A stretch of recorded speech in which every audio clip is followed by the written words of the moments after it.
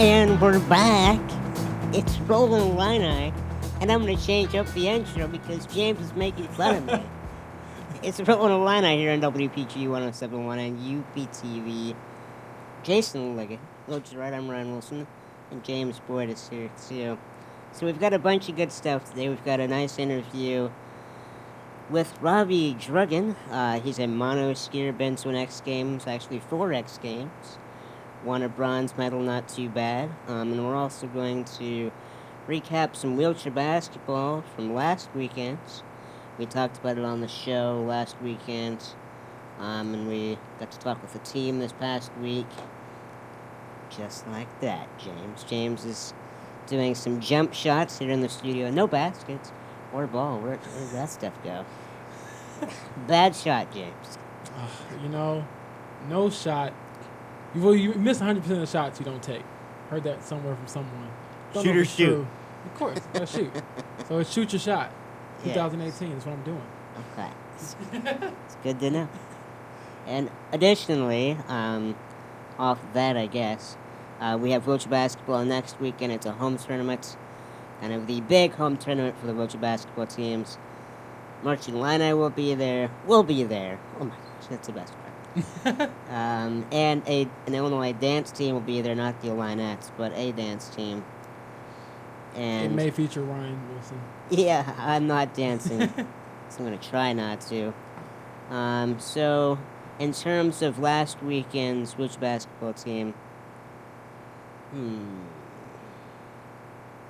radio was interesting. I don't know. Anyways, spoke with Matt Bushy, head coach of the men's wheelchair basketball team, and he said last weekend's tournament in Pennsylvania was rough. That's a direct quote. So they didn't do too well, obviously. The main things he pointed out was that Illinois was outplayed. The other teams were stronger than them, especially Edinburgh. And one interesting thing he noted was that the freshmen or underclassmen on the team were not setting the proper picks that you want to see in wheelchair basketball. I think we were talking about that. This morning at practice. Break it down, Ryan. Break it down. Oh, okay, so essentially, I feel like I need a chalkboard or something. So basically, what was going on was when a freshman, per se, was setting a pick on the Illinois team, he was just sitting up next against a player. They're just sitting there. What you're supposed to do is you're supposed to put your wheels up against the back tires of the defender so they can't back up. The only way they could go is forward and around. But they don't learn that in juniors. Juniors is kind of the basketball league prior to college or a recreational league as an adult. So like in high school. And we've talked about on the show already how it's a little less organized in terms of, because of the maybe lack of depth there in some communities. It's like there are a lot of different people of all skill sets who are out there playing with one another. Exactly. So Bushy was just saying that's just part of playing in juniors is that they don't go in depth into some of the technical aspects of wheelchair basketball. So that kind of hurt them in Edinburgh. But, on the contrary, one game, Spencer Heslop, quote, went off and had around 30 points. Ooh, he was getting buckets.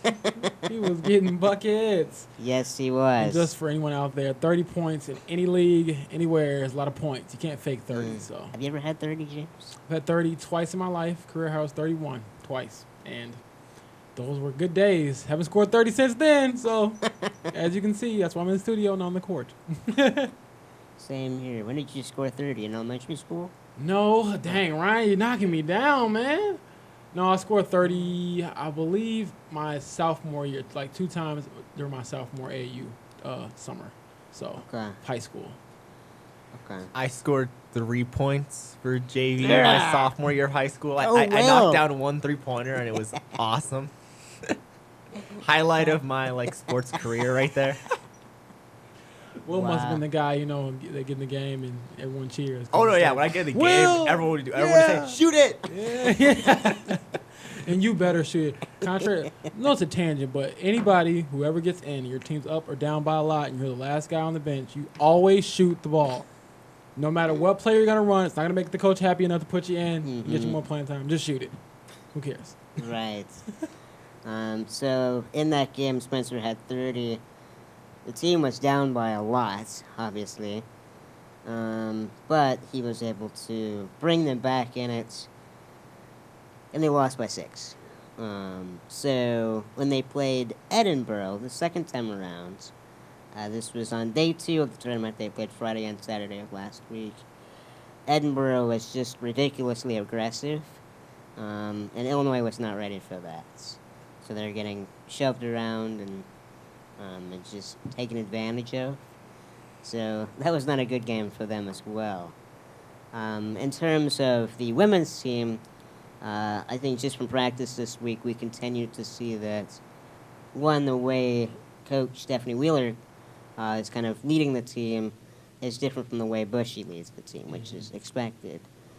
But I think it's fair to say that the women's team is still learning the basics and the fundamentals of the game. And one component of that is chemistry. Yeah. So trying to mesh.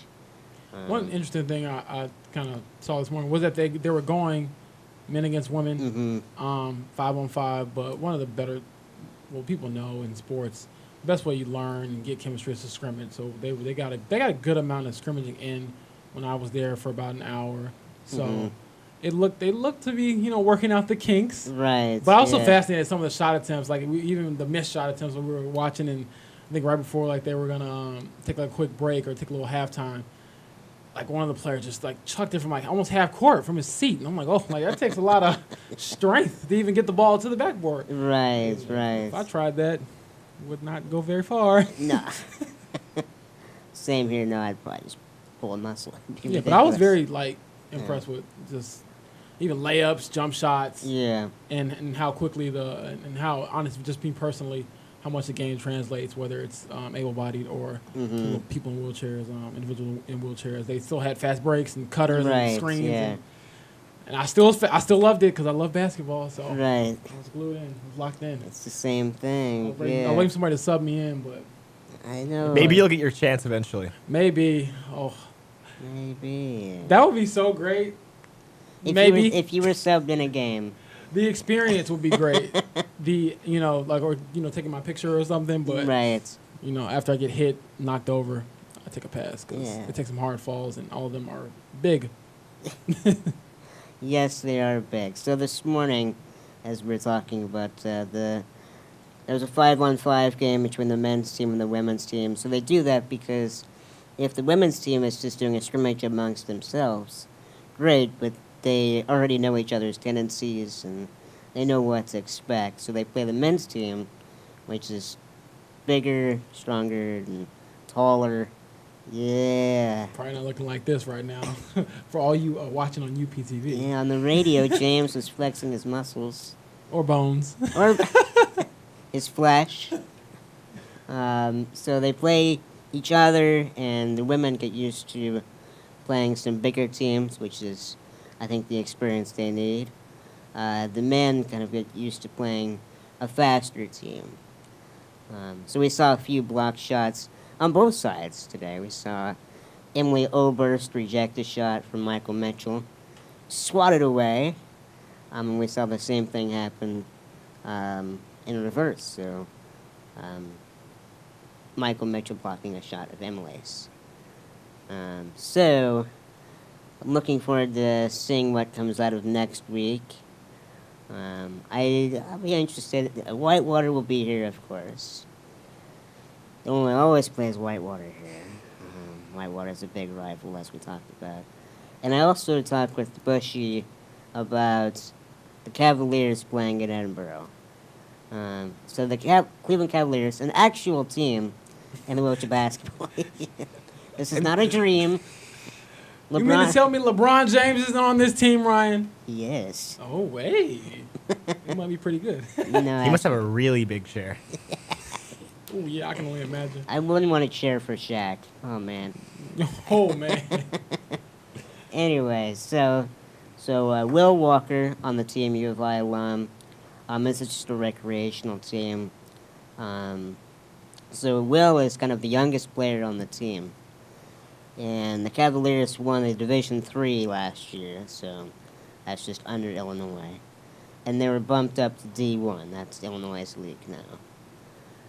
So they got to go to Edinburgh.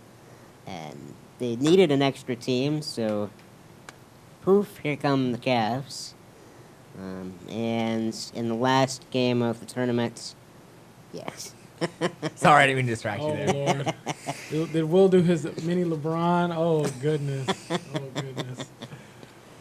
So in the last game of the tournament, Will sat on the bench of the Illinois men's team and was kind of a coach for a game with Bushy, and I think that was adding a nice perspective I think that they needed to hear. So we're going to take a quick break and come back with Robbie Drugan. What? So Robbie is a mono skier, been in 4 X Games, won a bronze medal, not too bad. I met him in Windsor Park, an amazing guy. He has great hair. He does. He's wavy. Wavy. Yes, he's a great guy. I almost said he has great hair. But He does. That's It's a fact. factual Long, statement. curly locks. So if you're listening on the radio, you're missing out. Get out of your car and watch this thing on TV or wherever you're at. So Robbie, I met him in Winter Park on my project on trust. I did not interview him about trust, but we still threw in some relevant questions surrounding kind of the Seeing with Trust project. So as a teaser, we talked about how he was introduced to mono skiing. Yes, what he does, how many X Games he's been to, and the correlation between trust and confidence and kind of a confounding variable, so a factor that could affect both, is my political science, man. I'm learning some that words. man is- You're teaching us All right, a lot That man tonight. taking us to church. All right, Ryan. So that extra variable is having somebody believe in you, and realizing that and feeling that, and that can shape your confidence in a significant way. So we're gonna take a quick break and come right back with Robbie.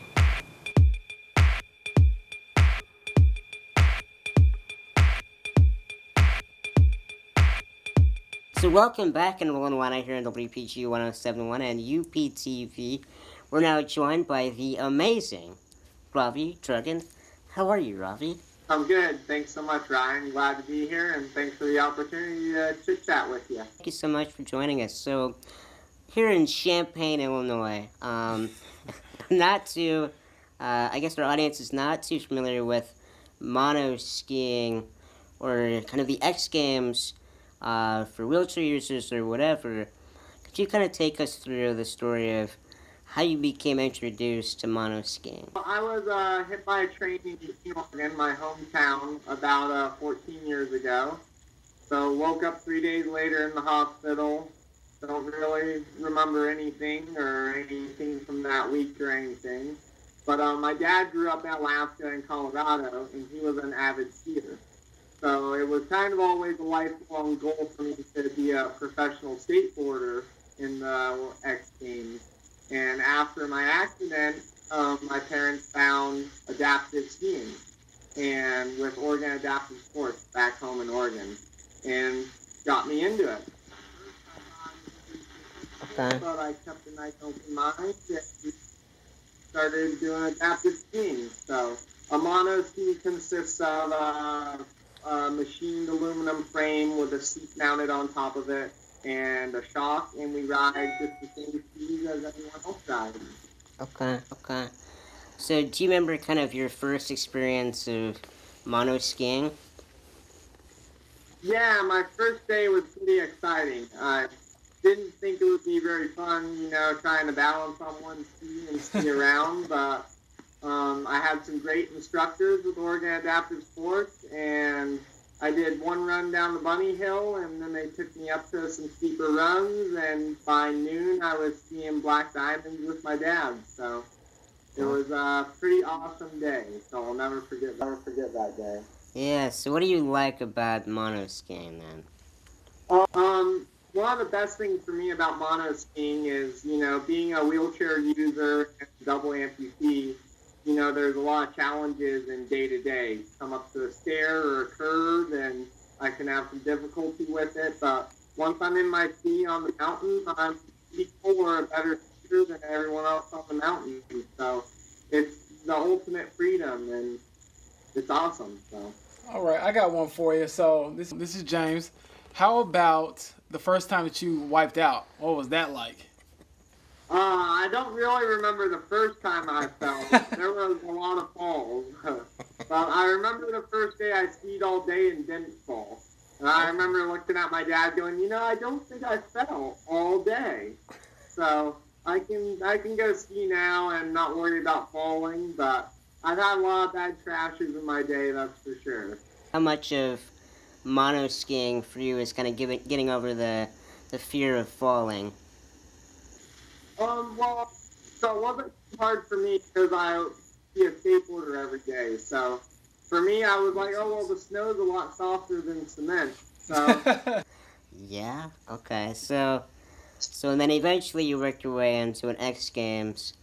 What did you have to do to make it into an X Games?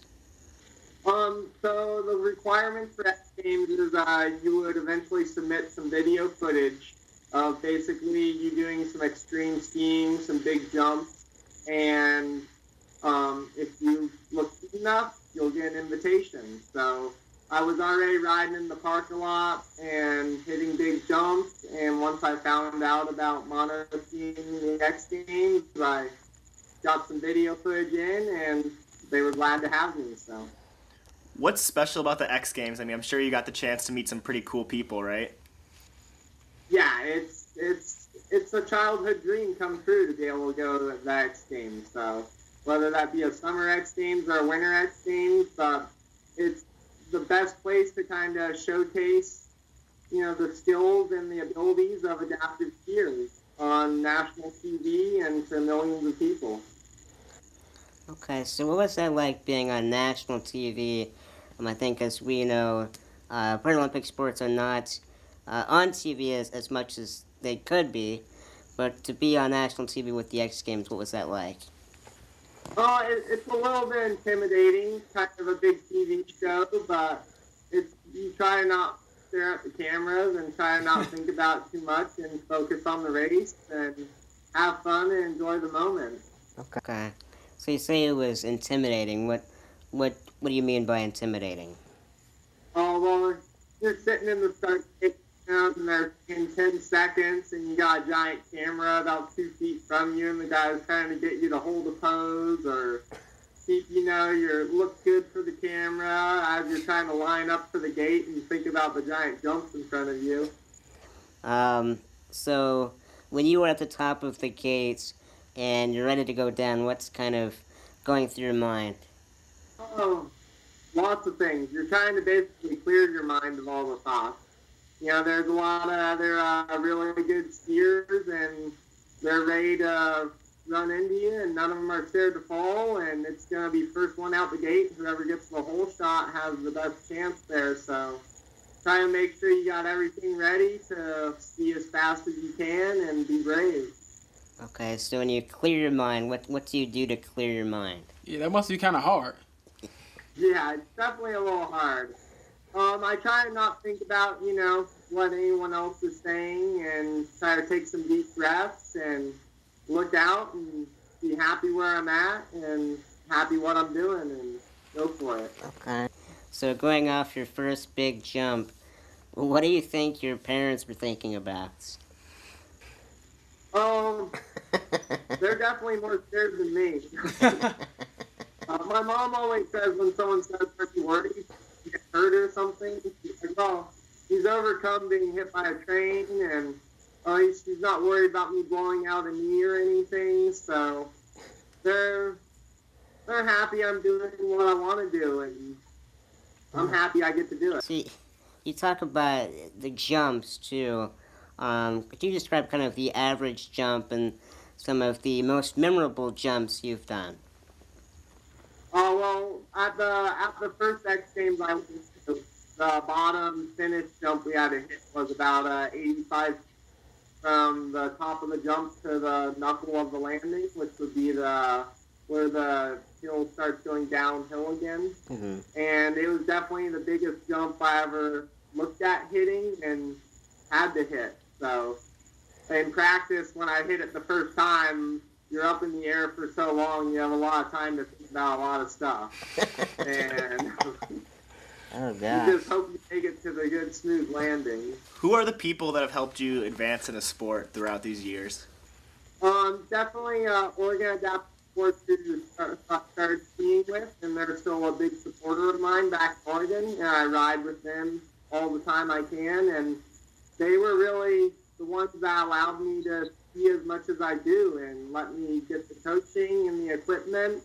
And then I finally, one day I met a USC teamer at Mount Bachelor in another 60, and he asked me if I ever thought about doing alpine racing. So after my first alpine race, I met the coach from the National Ability Center here in Utah and came out here and started training with them. So really good friends and good organizations that have faith in me and believed in me and helped me do what I love. Okay, so I know when I was in Winter Park, we were doing a research on trust. I think I'd mentioned that to you out there. And so we were looking at a lot of different layers of trust. And just to kind of go back to that, what was it like for you? What did it mean to you to have people like your coaches and your teammates believe in you? It's indescribable, really. It's, a good confidence builder. It's a hard sport to be confident in, and it's hard to keep your head up after injuries and after falling or after, doing really bad in an event. And, your teammates and your coaches, they're the ones that help you and push through all that. Talk about how the sport kind of challenges your confidence. Do you think you could maybe describe an example of when your confidence was challenged? Oh, well, just yesterday in the Super G race, even in Park City at my home mountain, I trained on almost hundreds of times. You have all these other racers there that are ready to go as fast as they can, and you're hoping you got your equipment tuned right, and you're hoping you're ready, and if they can ski that fast, why can't I? So, they're all ready to go for gold, and it's a little intimidating to sit in a race course after waiting for maybe 20 minutes or an hour and get in the gate and 3, 2, 1, and it's your turn to go. I always say, if you're just skiing around on the mountain, sometimes you ski really good and sometimes you don't ski really good. And when you're racing, you have to try to get to that 100%, ready to ski as fast as you can instantly, which can be difficult. What does your training regimen look like, and what are the biggest challenges for you? We train 5 days a week, and we go to the gym at least 2 days a week, if not more. And really just early mornings, pushing through sore muscles. After, a few days of hitting gates and slalom, you can be pretty bruised up and beat up. And some mornings you wake up and you're tired and muscles are sore, and you gotta just get your head in the right space and get ready to go for it again. Okay, so I know leading up, as we were setting up the equipment here, we were talking about the Paralympics and maybe a chase for that. For our audience, I know we had talked about it, but for our audience, could you kind of tell us what you need to do to make it to Pyeongchang or a Paralympics? So this year I was definitely hoping to do really good in all the races, but I didn't do so good in some races this year. So I won't be going to South Korea this year, but Okay. I've done really good on keeping my points going the right direction and being better and just keep working forward on that. So Sweet. Okay, Robbie. Well, thank you so much. I really appreciate it. my friend. Yeah, okay. Well, we'll be right back here on Rollin Illini on WPGU 1071 and UPT.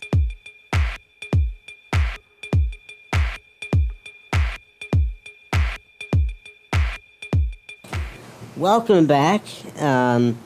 Nice interview with Robbie. Sorry for some technical difficulties there. We were doing Skype communication. Two so cameras going. 2 cameras, yes. So you'll see on UPTV that we had a camera focused on Ravi and a camera focused on us. And we were using Skype so you can see Ravi talking with us. But Skype is not always that great. Yeah, Sky. definitely some drops there. Yeah, so there was some words that didn't quite make it in the audio. But generally speaking, Ravi's a good guy. Glad I had the opportunity to meet him. And glad you guys did too, and Yeah. same for you guys, our listeners. Good guy. So, we'll see what happens next week. See what other special guest we'll have on here. I'm not quite sure yet. It's a surprise. Even for James. It always is. Sometimes it really is. Like, oh, who's coming on this week? Oh, okay, that's We nice. should probably figure that out. Yeah, a few things to figure out. We've got a whole week. Yeah, we 7 days. Sleep on it for 6. So, Basically, my life's motto senior year. yeah. It'll get done by the due date. Yeah, you guys both have senioritis already. No, I don't have senioritis. I'm ready to be done-itis. So, I'm not slacking off in my classes. I'm just not doing the readings. So, I relate to that. I'm doing the wholeheartedly. assignments, just not the readings. So, anyways, thanks for listening to another episode of Rollin Illini. For James Boyd, Will Gerard, Jason Liggett, I'm Ryan Wilson. UPTV is always here. Hi. Waving to the camera. And thank you for listening for Rollin Illini here on WPGU 1071 and UPTV. See you next week with some wheelchair basketball stuff in Champaign.